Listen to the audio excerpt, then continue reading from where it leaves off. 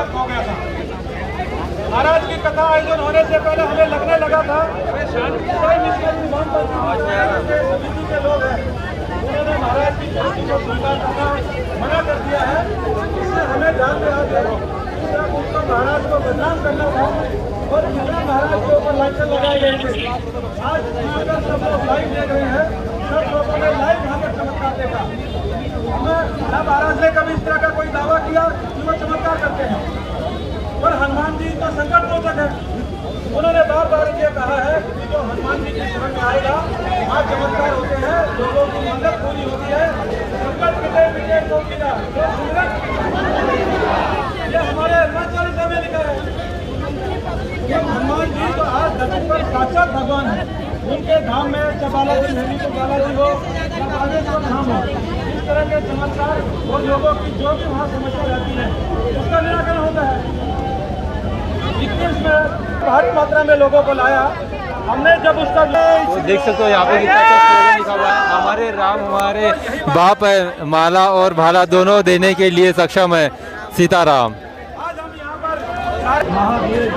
तो गाइस यहाँ पे देख सकते हो, यहाँ पे सभी मीडिया अभी उपस्थित है, लेकिन कुछ मीडिया ने पहले भी जो है महाराज जी के खिलाफ में बोला था कि भगोड़े है। तो आज उन मीडिया को भी शर्मनाक होना पड़ेगा और झुकना पड़ेगा कि उन्होंने भगोड़ा बोला था।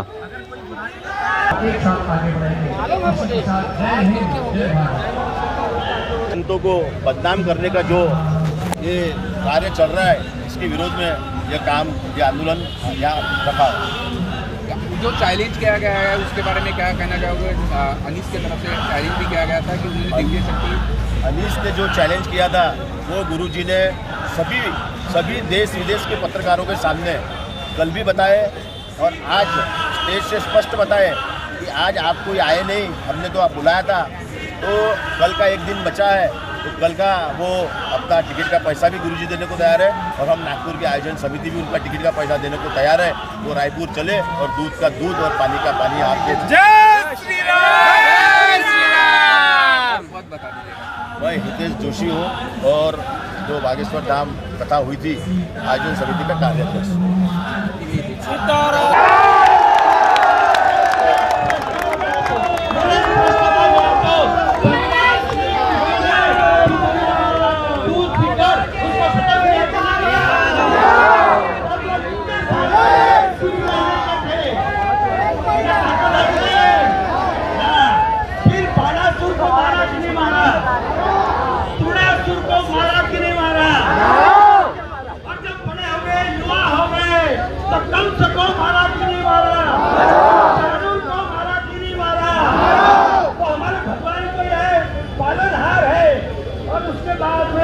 जैसे भगवान श्री कृष्ण ने ये किया, और जब समरांगण में कुरुक्षेत्र में युद्ध चल रहा था तो भगवान श्री कृष्ण अर्जुन को भगवत गीता का तत्व ज्ञान बता रहे थे। तो भगवान श्री कृष्ण को केवल 2 लोगों ने देखा, बाकी किसी ने देखा नहीं। हजारों करोड़ों की सेना थी, पांडवों की सेना थी, तो भगवान श्री कृष्ण ने केवल और केवल 2 लोगों को दर्शन दिया। एक थे हमारे अर्जुन और एक थे हमारे भीष्माचार्य। बाकी किसी को नजर आएगा नहीं आए। ये हमारी भगवान की लीला है और भगवान श्री कृष्ण ने हमको आश्वासन दिया है कि मैं आऊंगा। और हमारा इतिहास देखते हैं तो हमने महाराष्ट्र में देखा साईं बाबा हुए कि नहीं हुए, उसके चमत्कारों से हजारों लोग अच्छे हुए कि नहीं हुए। गजानन महाराज की पोथियां पढ़ते हैं,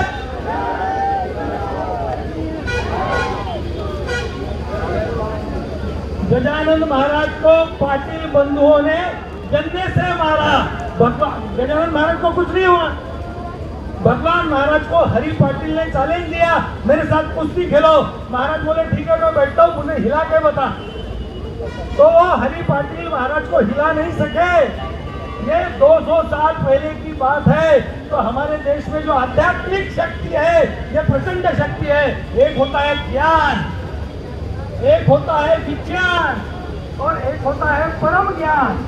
और ये परम ज्ञान के ज्ञानी ये लोग थे।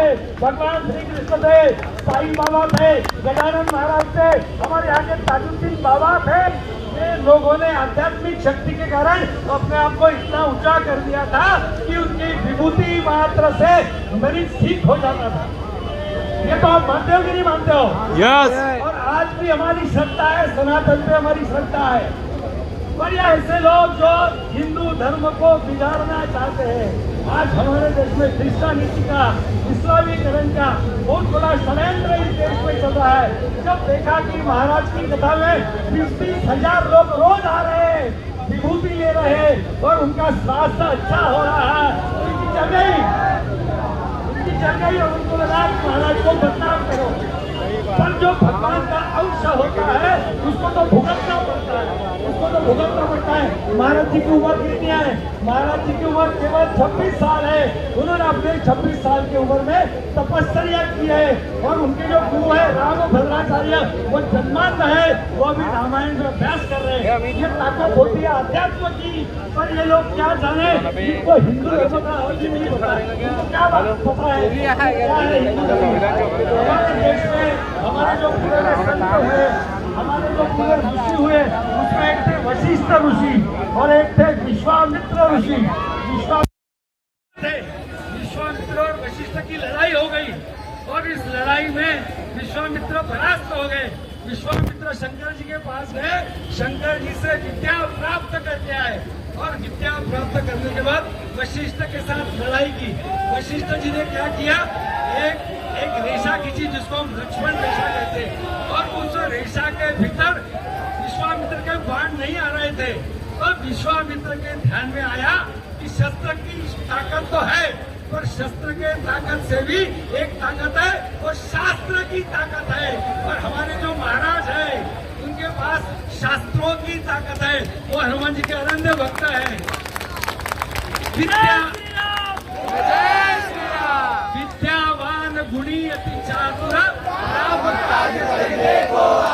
हमारे महाराज हनुमान जी के भक्त है, वो विद्यावान है, गुणी है, चातुर्य संपन्न है, पर उनकी जो शरण का है वो हनुमान जी के प्रति है, राम जी के प्रति है। और इसलिए हमारे महाराज के ऊपर अगर कोई उंगली उठाता है तो वो राम जी के ऊपर उंगली उठती है, वो हनुमान जी के ऊपर उंगली उठती है। ऐसी उंगली को हम खड़ा नहीं होने देंगे। बोलो, होने देंगे? तो इसका पुरजोर विरोध हमको करना पड़ेगा। जो भी हमारे सनातन हिंदू धर्म के खिलाफ बोलेगा उसकी आवाज बंद करने की ताकत इस हिंदू धर्म में है, इस सनातन धर्म में है। और जहाँ हम युवा शक्ति देख रहे हैं, ये महाराज जी के भक्त है। महाराज जी तुम आगे बढ़ो, हमारे साथ रायपुर में कथा करो।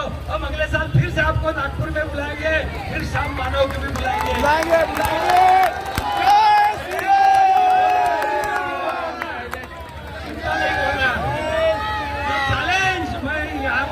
से दे रहा हूँ, यहाँ के मंच से मैं ये चैलेंज दे रहा हूँ कि सनातन को अगर जो ललकारेगा, अब होगी ताकत से बात, अब होगी ताकत से बात। देश चला संतों के साथ, अब होगी ताकत से बात। देश चला संतों के साथ, अब होगी ताकत से बात। देश चला संतों के साथ, अब होगी ताकत से बात। देश चला संतों के साथ, अब होगी ताकत से बात। अभी हमारे देश की अभी जो स्थिति है, 1947 के बाद आज 2023 में हम खड़े हैं। हमारे देश में अलगाववादी ताकतियां, आतंकवादी गतिविधियां बहुत जोरों से चल रही है।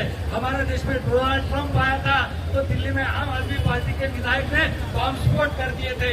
हमारा शाहीन बाग का आंदोलन हमने देखा, रोड ब्लॉक करके रख दिए थे। तो देश की आजादी के बाद आज 75-76 साल हो गए, फिर भी ये विदेशी आक्रांता हमारे देश के ऊपर आक्रमण कर रहे हैं। और हमारे महाराज जी से जैसे अनेक युवा संत है कि वो जो हिंदुत्व के पक्ष में खड़े हैं और ऐसी जो अलगाववादी आतंकवादी ताकत है उनको एक बार झुकाने की ताकत महाराज रखते हैं। और इसलिए नागपुर महानगर की तरफ से मैं महाराज जी को आश्वस्त करता हूँ कि आप आगे बढ़ो महाराज जी। पूरी नागपुर ऋषिबाग में 30,000 लोग रोज आते थे। अगर आप अगली बार नागपुर आएंगे तो नागपुर की सड़कें हम जाम कर देंगे और ऋषिबाग का मैदान पूरा भर देंगे।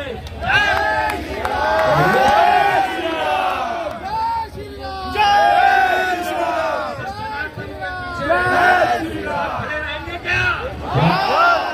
अपने दोनों अपने सनातन धर्म के साथ पूरी ताकत से खड़े रहेंगे क्या?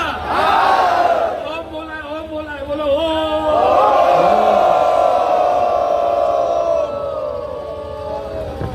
इसी मंच से मैं श्याम मानव जी को भी आह्वान करता हूँ और श्याम मानव जी का धन्यवाद करता हूँ। महाराज जी उन्होंने उंगली की तो महाराज जी का टेलीविजन पर देख रहा था, पूरी दुनिया में महाराज जी छाए थे, हर चैनल पर महाराज जी थे। तो सज्जन शक्ति को अगर बढ़ाना है तो दुर्जन शक्ति होना अनिवार्य है और इसलिए ऐसे लोगों का फिर से एक बार अभिनंदन करते हैं और महाराज जी के साथ पूरी ताकत से जी जान से हम खड़े रहेंगे, ऐसा आश्वस्त नागपुर नगर की तरफ से करते हुए मैं मेरे वाणी को विराम देता हूँ। जय